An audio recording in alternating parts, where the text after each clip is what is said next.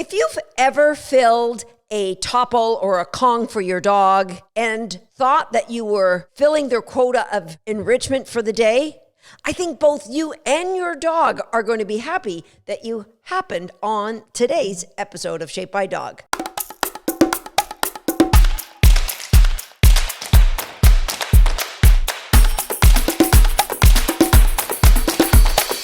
Hi, I'm Susan Garrett. Welcome to Shaped by Dog. I have been wanting to do this episode for a very long time. So much so that now I've got so much to share. I think it's going to be a two-part episode. Today I'm going to go over what really is enrichment, why it's so important for our dogs, what it is not, and how you can start compiling a list of things that will be ideal for your own particular dog. Because let's face it, no two dogs are alike, kind of like people. I happen to be a real sports and music fanatic. I have friends who would never step foot inside of an arena to watch a game. We're all different. Doesn't make one better or worse, just like our dogs. They're all different. So after today's episode, you will be getting a little bit of homework that will allow you to really dig deep into the needs that your particular dog or dogs may have. But first, let's talk about what is enrichment. Really, it's simple as just creating a variety of experiences for your dog to meet their needs, meet their emotional needs, their social needs, their instinctive needs, their mental needs, and sometimes their physical needs. Now, not one activity is going to meet all of those needs, which is why variety is important. More on that later. We want to meet their needs in a really meaningful way, a way that they will find value in, a way that they will feel enriched. Because dogs aren't like furniture. They're not meant to be sitting around like some dogs that unfortunately you still see chained to a doghouse in a backyard for 99% of their entire day. That is a dog who is not living an enriched life. Dogs have curious minds. They have instinctive drives. And when those needs of the curious mind and the instinctive drives are not met, you will see anxiety get expressed in the form of sometimes destruction, digging up all of your flowers, shredding your furniture, couch cushions, or maybe finding entertainment by barking at cars passing by your front window. True enrichment may be engagement with you in the form of dog training. That definitely is enriching your dog life, but there's so much more that doesn't need to involve you. True enrichment provides agency in that the dog can choose. The dog allows the activity that is meeting their needs. Now, some enrichment has a level of challenge to it, maybe mental challenge for the dog, maybe a physical challenge. It definitely has variety. From my perspective, I want to make sure there's some balance. For example, as I said off the top, a lot of people think filling a Kong with all sorts of yummy treasures for your dog to find is enriching. And it is once in a while. I remember when that ice cream place came out that had the marble slab and they would put your ice cream and mix in all sorts of things and mix it all up. Oh my gosh, that was nirvana for me. However, if I'd eaten that every single day, it would cease to be nirvana. Stuffing a Kong with special treasures that your dog can find as they're working through it. Yeah, that is super cool. That is, or can be, one form of enrichment once in a while. Every day, not so much. So let's talk more about what enrichment is not. So it's not passive. Turning on the TV or turning on a radio, that's not enrichment. That can be distraction. That could be, let's drown out some of the hotel noise.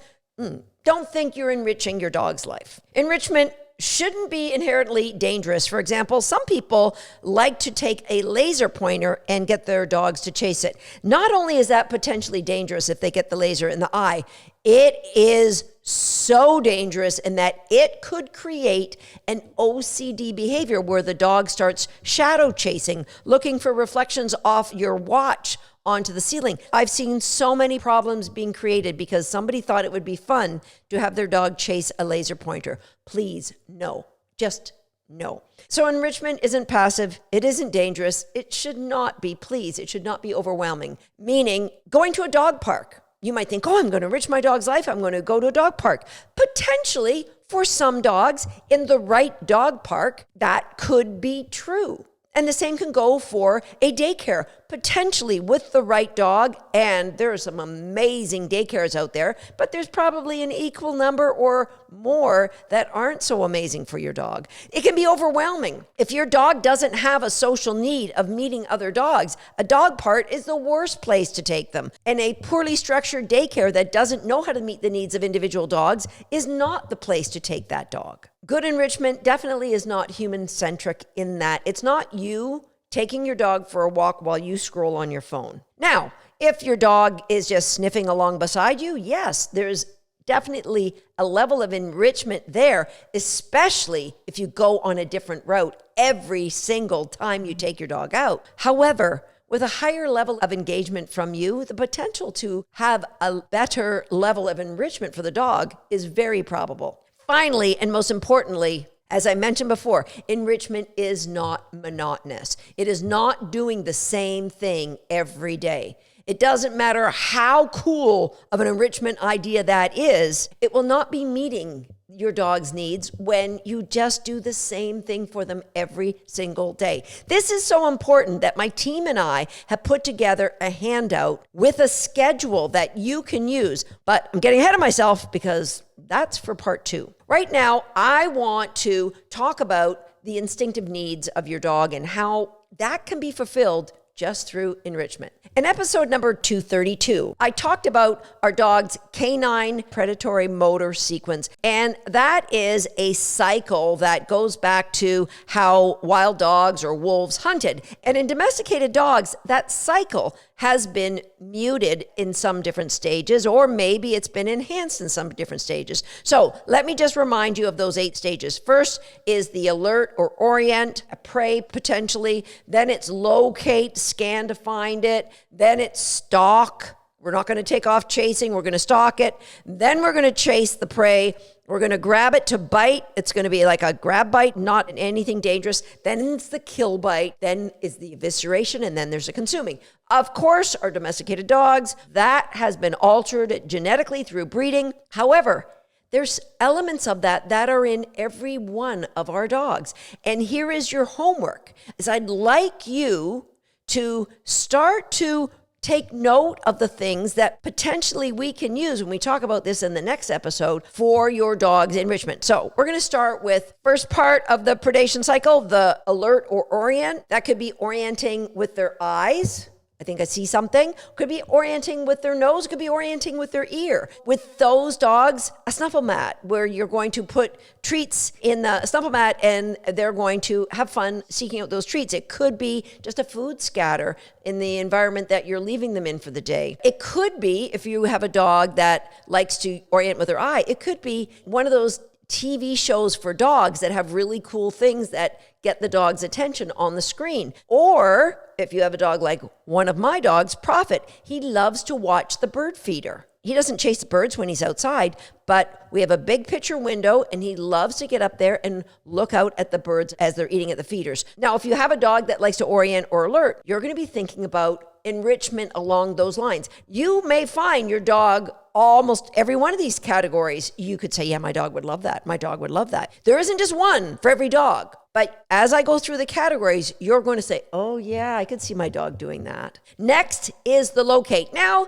probably the bird feeder and the TV is going to be good for the dogs that like to locate for sure. But food puzzles would be a great thing for those dogs that they can find the way. You start with the easy food puzzles, like that Nina Alderson's food puzzles. They go up in degrees of difficulty and you can get to some really difficult food puzzles. And dogs love to use their brain to figure out how to get the cookies inside these little pockets. So food puzzles are a great one for dogs who like to locate. Nose, ears, eyes. You could get really involved with your scattering in that you could take a towel and put cookies in the towel and roll it up and put more cookies and roll it up. Remember, I said enrichment is not inherently dangerous. So if you have a dog that you think might eat that towel, do not leave them unsupervised. Likewise, you could take cookies and put them in some brown paper, roll it up into little balls, throw it in a box, put that in another box, put some more brown paper and some more treats inside of that. That will give them time removing things and finding those treasures. So next is the stalk. Dogs who love to stalk. A slow drag of a toy is a lot of fun for a dog like that. Likewise, one of those motorized toys that you can control the direction of it. You can get some toys that just move randomly. Dogs who like to stalk love those kinds of toys as well. Just a caveat that these aren't things you're going to be leaving your dog alone with because of the danger, but also if it's an expensive remote toy, there's a very good probability that they're going to do their bite to grab and potentially the bite to kill, so they could damage that toy. Now we go to the dogs who love the chase. So restraint recalls are phenomenal for those dogs because you're running, so that's building value and drive for you. Also, a flirt pole, something that they can chase, that you can move a little bit faster than just slow dragging toy. Likewise, you can buy lure coursing machines, which lure coursing are what the sight hounds do, where it's actually just a garbage bag, but it's to mimic a rabbit and it moves in an erratic patterns. And dogs who love to chase absolutely love those things. And if you have a dog that likes to chase and you have other known dogs that you know your dog is good with, that they can run together, taking those dogs out for a walk when there's another dog that I'll chase you and then you chase me, as long as it's a safe environment that they're chasing in, that could be a great thing. But I'm going to put a big asterisk with that one because this is where going to a dog park, just because my dog loves to chase other dogs, isn't always a good idea. Actually, it rarely is a good idea because of the nature of those dog parks. Could have a dog that is more of a bully. It could emotionally be very damaging for your dog. Next is the dogs that like to grab bite. Well, hello, tug games. Tug games are phenomenal for those dogs. You can rig up something that is just a tug game where the dog tugs by themselves. So a lot of the bully breeds have like a tethering tug in the backyard hung off of a tree limb. I had one for my Jack Russell Terriers where they would just go out and tug on the tether that was hanging from the tree limb. Tug games are great. I prefer them when they are interactive with me rather than with a tree, but there are some dogs that just love that activity. And the great thing about tugging with me is you can structure that into a game that is building the dog's understanding of when I ask for the toy, you give it to me. You don't try and take it unless I tell you can have it. So we're building some self-control, some self-regulation in that dog, which is always a good thing, especially in those dogs that love to tug so much that they find a lot of value in the bite grab game. Next is the bite to kill. And honestly, we're not going to allow our dogs to experience killing animals. That's not really a cool thing. Unless they're purposely bred and you're doing that for absolute reason, then you do you. 100% okay. However, a lot of these dogs love squeaky toys. So some of the grab bite also love just squeaking squeaky toys. You will find some dogs love squeaky toys and others really could care less. Most of my border collies absolutely have zero interest in squeaking a squeaky. Now, they will play with a squeaky. They really don't care. Again, very particular. And some dogs like the soft squeakies. Some like the ones that are cloth. Figure that one out.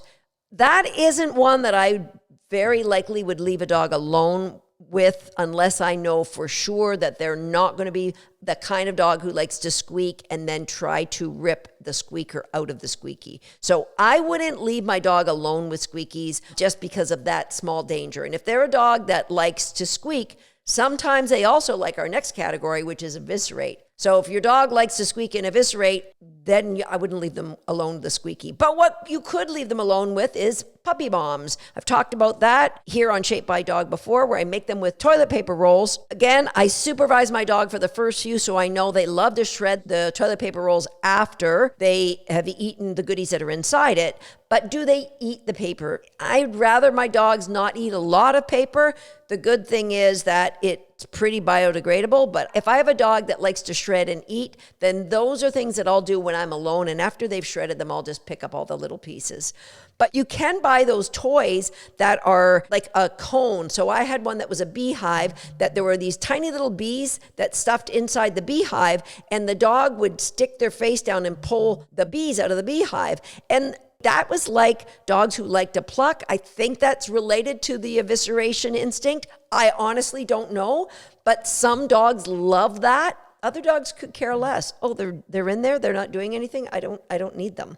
And also for dogs who love to eviscerate, any shredding, anything that is safe for them to shred. So paper is the only one that I've allowed my dogs to shred. And for me, myself, I've never given my dog stuffed animals to shred. Actually, I shape them to never shred stuffed animals because I just think it's dangerous. If they happen to swallow some of that, you could end up with a really expensive surgery. So you'll recognize that puppies are the dogs that love the evisceration. Make sure that you provide for an outlet that is safe for that dog. Finally is the consume.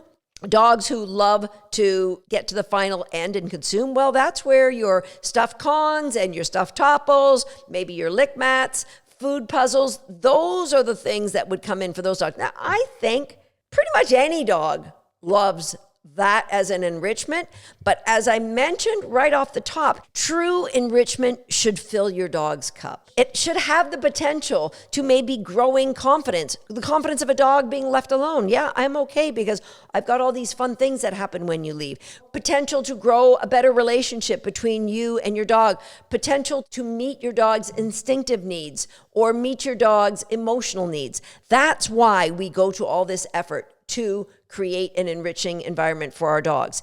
So your homework is go through that predatory motor sequence and really decide what one of those 8 sound like your dog and create a list of activities that are true enrichment in that they're safe, they're not passive, they're not overwhelming, and create a list, because in our next episode, we're going to go over a master list of potential activities that you can use for your dog's enrichment. Plus, I'm going to help you chart that enrichment so that variety just naturally happens. You don't have to go, oh, did I give her the purple food puzzle or did I give her the lick mat? I can't remember.